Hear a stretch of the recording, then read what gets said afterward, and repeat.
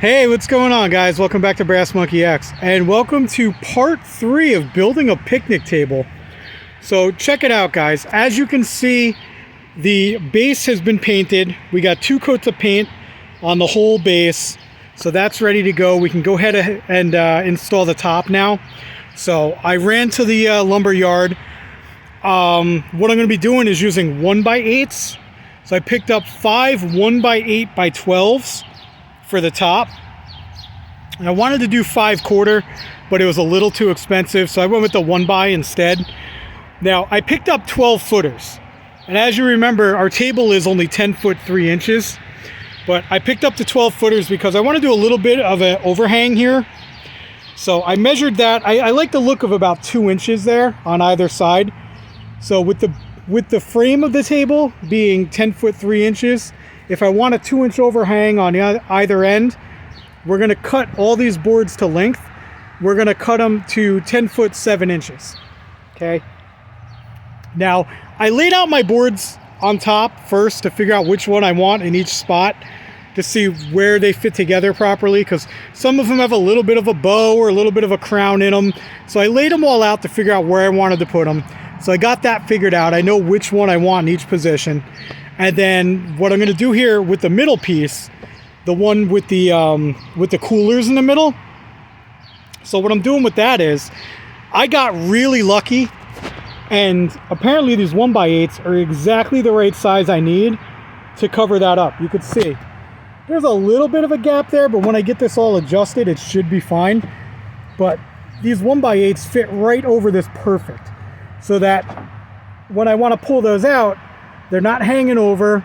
Nothing's going to be in the way, so I can pull these out when I need to. But when I want them covered, it's going to cover them up perfectly. It's a perfect fit. I don't even have to rip that middle board.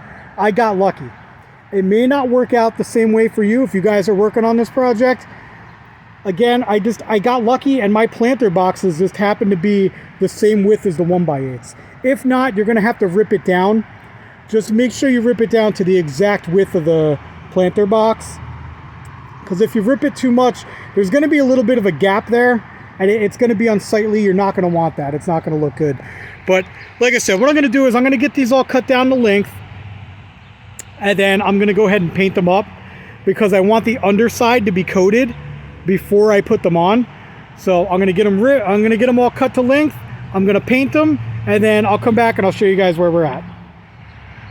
All right, guys. So I got all of my boards cut to length. They're all cut to 10 foot 7 inches. And before I get them painted though, this center board, I need to get this one cut. So what I'm going to do is I'm going to take my square here, and I'm just going to mark the board. I'm going to mark it right here. Okay, I'm going to go right up against this cross bracing, put a mark, and then I'm going to do the same over here on this side and put a mark. I'm going to do this all the way down everywhere where I'm going to have those the planter boxes, because what I want this to do is I'm going to be screwing down this part here, the parts here where the planter boxes are. Those are going to be free floating. They're just going to be sitting right on top of the planter boxes, and how they're going to stay in there is they're just going to be sandwiched in between this board here, the cuts on this board, and the boards on the sides. They're just going to be sandwiched in between them. And then when you want to use them, you're going to be able to just pull them right out. I'm going to put some kind of handle on there. I'm going to leave that up to the wife to decide what she wants to put on there. So let me get this marked out and cut, then I'll get it all painted, and then I'll come back after I get that done. All right, guys, so all of our boards have 1 coat of paint on them now, which is sufficient. I just wanted to make sure I get at least 1 coat of paint underneath, because that's going to be like impossible to get to once I screw all these on. So the next step here is to screw the planks onto the top of the table. So we're going to start with the middle plank here, okay? The complicated one, the one with all the cuts in it. Now, what I recommend is use some sort of straight edge. You can use one of your other boards as a straight edge. Put it up there and make sure everything lines up nice and straight. I'm just going to eyeball it because I'm just silly like that. And I mean, my eyeball's pretty good anyway, so I'm gonna eyeball it, line it up pretty good. So what we're gonna do is we're gonna be putting 2 screws in each one of these cross braces. We're gonna be putting 2 screws in each one along each plank, okay? Now you're gonna make sure you don't put screws in the ones that are covering up your planter boxes. You don't want to put screws there. You're gonna ruin your planter boxes. So make sure you're only putting them where the cross braces are. So we're gonna go ahead, we're gonna get this middle one screwed up, then we're gonna bring the other ones over, we're gonna get those all screwed up, and then I'll be back to show you what that looks like. All right guys, check it out. All of our boards are on there. We've got them all screwed down. We used these here, these 2-inch exterior screws. You don't need anything bigger than that. 2-inch will work just fine. And when you do it, make sure you countersink these. You don't want any of these screw heads sticking up, because God forbid a kid's on here playing or something, or somebody's sitting there eating their food, slides across it, and they cut themselves on a screw head. You don't want that happening. So make sure you countersink them real good. Now, I did run into a little bit of a problem. It wasn't a huge issue, but these boards were perfectly straight when I got them from the lumber yard the other day. And they've been sitting outside for a couple days now, out in the heat, and they got a little wonky. It may have something to do with the paint absorbing into it or whatever, but either way, the boards got a little bit wonky.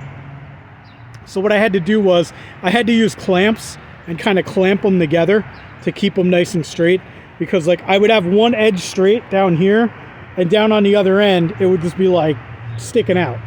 It had like jerker's curve. It was ridiculous. So if you have some clamps, they might come in handy when you're doing something like this. If not, if you got like a buddy, it's real simple. You just do this end first, and then have your buddy go down to the other end and just push on it, and it should be fine. The gaps here in between, I tried not to make them too tight, even though I did clamp them together, because you want a little bit of gapage there. So when it rains and stuff like that, the water will seep through. But you also don't want the gap too big, because the boards are going to shrink over time being outdoors, and the gaps are just going to get bigger and bigger over time. So I tried to get them kind of tight. As you can see, you know, there's still a decent little gap there. I got them as tight as I thought would be good. So the last step here, guys, is we have a couple more things to do. I have to make some minor adjustments where the planter boxes are underneath. Like this one is fine, okay? That one's sitting there okay. This one here, you can see like that corner is a little low. So I just have to go underneath, unscrew it, raise it up that little bit, and then screw it back in. Same thing with this one here. You can see that's a little low. So I just got to take the screws out, push it up a little, screw it back in. This one's actually a little high over on this end. So I got to make those adjustments there. Also, I have to add something on those in order to be able to lift them up. I was thinking maybe some sort of like wooden knob on each one, but my wife doesn't like that idea. She thinks the wooden knobs are going to be in the way. So maybe on the edges here, I'll put like half circles so you can put your finger in there and just lift them out. Maybe something like that. I don't know yet. I got to figure it out. I got to discuss that with the wife and see what she wants to do. And then right here in the middle, I got to drill a hole for a umbrella. And then we're going to do one more coat of paint on the entire thing. The top, the bottom, the whole thing's getting one more coat of paint, and we should be good. So with that being said, guys, let me go get all that done for you. It's going to take me a couple of days probably, but you guys are going to see it in about 2 seconds. So hang tight, guys, and I'm going to show you guys what it looks like when we're all done. All right, so check it out, guys. Our table is finally complete. It's Memorial Day weekend. It's Sunday. We're having some people over for a barbecue. I got the smoker going. I'm going to have that grill going over there. It's going to be a good time. And we got our table done just in time, despite me being out of commission for the past week or so. Now, when I filmed the first half of this video, it was last weekend. And I was hoping to have this done in a couple of days, but I just finished it up this morning, actually. because I don't know what happened, but I was out here in my yard that day and I got a really bad case of poison ivy. My whole face swelled up. My eyes were swollen shut. I couldn't even go to work. It was a mess. So I've been out of commission for about a whole week. I could finally get some more work done on this thing today. So, as you can see, we didn't drill the hole in the middle for the umbrella. We saved that for our other table over there because we usually put up the pop-up over on this side. So we figured we didn't even really need that. So we forwent that. We didn't do it.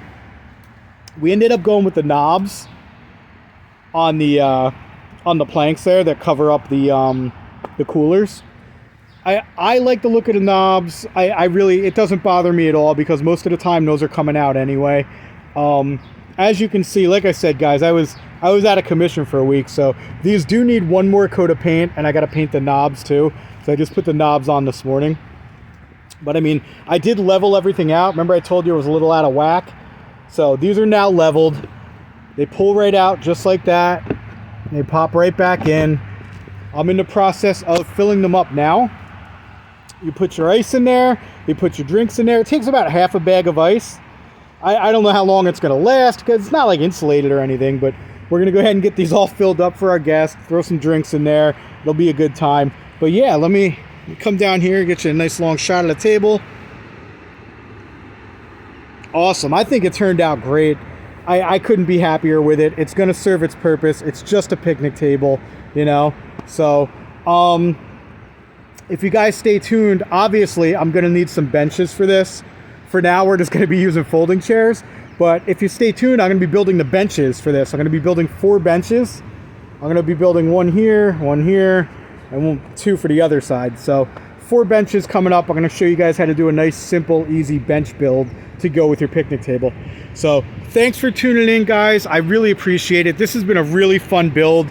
I've never built something like this before. I have carpentry experience, but like I said, I've never really built a picnic table. But the only way to do a thing is to do it, guys. Don't be scared of stuff like this. You need a table, just go out, buy some lumber, and figure it out, man. There's no problems, only solutions. That's what my father used to always tell me. I know he stole that from John Lennon, but I mean, it's a great quote. We used to put it on our business cards back when we were doing construction. No problems, only solutions. Just make it happen, guys. So thanks for tuning in. I appreciate you watching, and we'll catch you next time.